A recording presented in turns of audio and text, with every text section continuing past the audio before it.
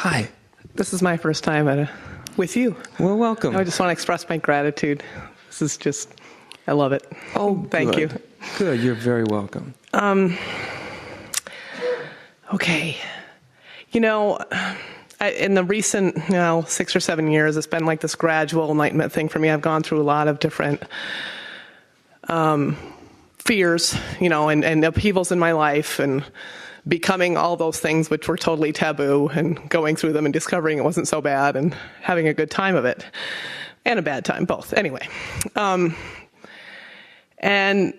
I'm one of these characters that, the little me, it tends to, I have a lot of dreaming and like psychic stuff and all this connection, and, the world seems alive to me, and it speaks to me, and kind of in a Native American tradition, those kind of things. And so I'm finding myself here today and connecting with this gentleman over the doer, Mr. Doer over here, and I was saying, hello, yes, I get that, and I'm doing the retreat, and I'm I'm coming to all the sittings, and I'm writing my journal, and I'm doing all this stuff, and and when he started, I said, oh my gosh, I feel like I'm at this place where I'm really functional, with. And I do tune in to like what's real, and I use that as guidance. And when I'm faced with a difficult situation or person, I say, "Wow, this is a gift. Okay, I've been thinking about this all wrong. Here's the greatest gift that was ever given to me. I just need to treat it that way." And so I've done a lot of reprogramming with how I function in the world around reality. Yeah. And there are times when I just am able to just get quiet and tune in and say, this is not as I think it is. I'm too close to be able to see the truth. And so I just need to treat it like it's this most wonderful thing. And then, so these miracles happen all the time. And I'm always just like, wow, this is great, And what's your question for me? Always telling everybody about it, and now, I'm seeing that I just have this huge thing around, judgment and vanity and like the superego, and it's all tied up together, and then I'm the doer, and I'm doing the retreat, and I'm crossing all the T's and dotting the I's and getting it all right, and I'm sitting here, I'm sitting, and my my rear end hurts, and I'm just like, but I feel like there's this resistance, like I'm missing. Yes. I'm like, there's part of me that's really happy with the cocktail I've got going on now, Okay, keep doing it. Yeah. Then there's the other part. Okay. If you want to keep doing all of it, keep going that way. God bless you. Have a great time. I don't want to change your ways. But I don't believe for a second that it's working out. That's why you're here. Right. That's right. Yeah. And this is an opportunity not to do, but to stop. Just stop. There's nothing to do here. There's really nothing to do except listen. I noticed that I stopped listening as soon as I showed up and checked in, I got to follow the schedule and, sit. And I listened to, to being receptive, and I've checked, and I'm familiar Deeper. with that whole, like, the nothingness thing. Deeper. Yeah. It's like, what's past that? Much right. deeper. Okay. Yeah. I feel like when I feel into my heart that, and then I feel like my mind's really gotten a hang of all this stuff, and so it's really tripping me up, because I feel into my heart, and I feel like, well, it does feel empty, and really I feel out to my fingertips and my toes and all these parts, and it feels really empty in there, but I feel like, I don't think I'm getting the full thing. I don't, So what's your question for me? Well, I don't, I guess I wanted to express that, and I wanted to ask, how do I trust myself? Like, I feel like I've gotten really good at trusting myself. Maybe it stopped at a certain level or something, Don't. Don't what? Don't trust yourself. Okay. Okay? Well, what about the trust? Like, I know, I'm getting there. Trust in something beyond yourself. Trust in something that you don't know what it is, you don't understand it, you don't comprehend it, You can't control it. It's a silence.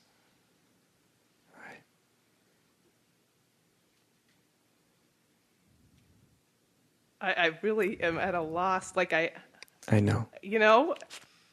I didn't realize I was so wrapped up in the doer. I know.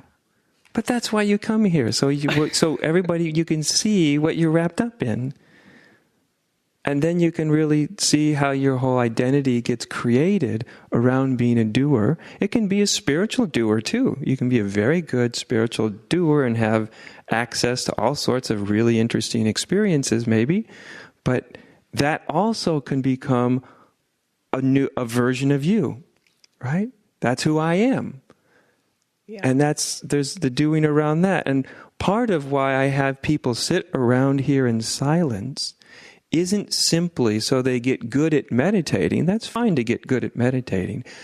But more importantly, when you sit around doing nothing, eventually you start to encounter yourself. There's no means of running away from yourself. And quite naturally, all of a sudden, you start to see yourself. And often what you see initially is, good Lord, look at the person I've been pretending to be. Look at what my identity is wrapped up in. That's what we see, that meditation can provide this great big mirror in which we're looking in. And initially, it reflects back what I call our false self, which isn't a judgment on the self. It's not good or bad self. It's just not real, not who you really, really are, right? It's the identification with the exteriors. So you're starting to see that.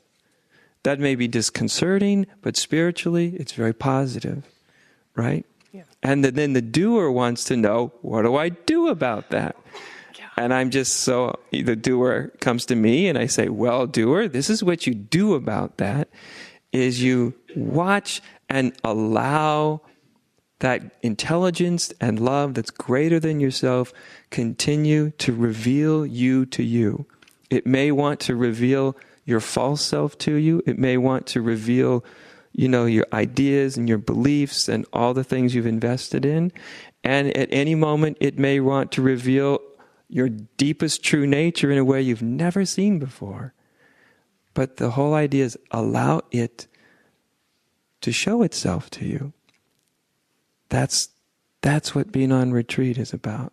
And so when I say trust, I'm really meaning trust in something that you can't. It's strange, isn't it? How do I trust in something I can't comprehend, can't grasp, can't control, can't even really think about in an intelligent way? How can I? It's just trusting in the intelligence of existence itself. If you're religious, I would say you're putting your trust in God. And you'll be amazed what you see. Yeah, I think I've done that in prepackaged parcels before, This is the big thing. This is really opening yourself up. Yeah. And just watching. It happens by itself. And so I get this picture all the time of me actually trying to pry my own fingers off the steering wheel or whatever, but I can't even do that. No, you can't do it because you're not the doer. So I just kind of just watch and let right. happen. See it. See, I know this is simple, but it's easy to lose sight of. Something like you just said is much more profound than you think. I can't pry my own hands off the steering wheel of my own life. I can't let go of control. I can't stop doing it. I don't know how to do it. I can't do it. And then you think, well, that's not very profound, but it is. If you see it as a mirror, as something reality is reflecting back to you, you all of a sudden get confronted with, I can't do it. I can't even let go. I don't even know how to do that. And reality shows that to you. You can't even do that. How could you be the doer of anything? You can't. My God. And if you can just see that reflection, all of a sudden, what will happen is letting go starts to happen. Not because of you, but because of something far beyond you. The power of seeing your own illusion clearly is what helps to letting go. We have to see that's humility, spiritual humility. We see our powerlessness in the face of our own hang-ups. I'm powerless, right? That's step one. Most people in spirituality don't get to step one for decades. I mean, they hear it and they're speaking it, oh, I'm powerless. But when they really get there, wow. And when you get there, you've taken the first step is the biggest step. As they say, when you're stepping out of a plane, watch the first step. It's a long way down. You don't have to worry about the second and third. Just get the first step right. Do you know? And wow, I can't do it. I can't do it. That's the greatest confession a human being can make. I can't do it. It's not in my power. And then all of a sudden, then something will come in. So just stay with watching the insanity. Yes. You may not like it. Okay. But that's what reality wants to show you right now. Trust it. If you watch it, sanity will start to creep in. Okay. Because the watching is not part of the insanity. Okay. That which is watching the insanity is not itself insanity. That which is watching a mind's scrambling about, what's watching the mind scramble is not the mind. It's something else. You see? Have fun. Thank you so much. Yeah.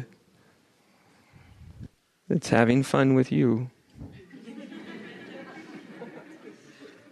As it does with all of us.